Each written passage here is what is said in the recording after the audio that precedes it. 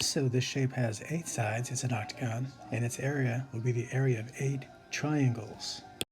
Each triangle's area is 1/2 times the base times the height.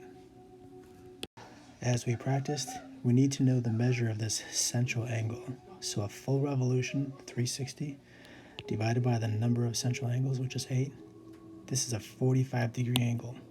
So when we cut that 45-degree angle in half with our height, we get a right triangle whose angle is half of 45, which is 22.5 degrees. All right, let's find our triangle's height, h, using SOHCAHTOA, and also using the fact that from the center to a corner is 2. That means this dimension is also 2. That's our hypotenuse of this triangle. Sine of 67.5 degrees is the opposite side divided by the hypotenuse. And therefore, h is 2 times sine of 67.5, which is approximately 1.8478. All right, now all we need is the base of this triangle. Remember, it's the entire triangle. We need this base. So when we find x, that's just half of it.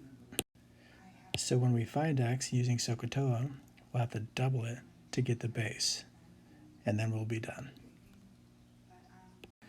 We could do cosine of 67.5 degrees is the adjacent side divided by the hypotenuse. We could do sine of 22.5 degrees is the opposite divided by the hypotenuse. In either case, we'll get the same value for x.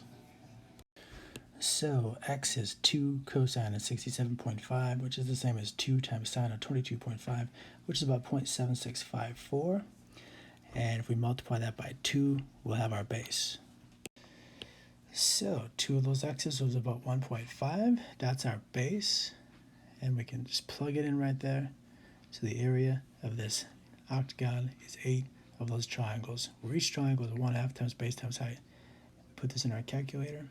There's no distributing here. Just go from left to right. 8 times 1/2 times 1.5 times 1.8.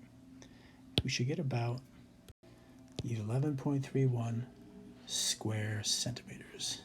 I hope this helped.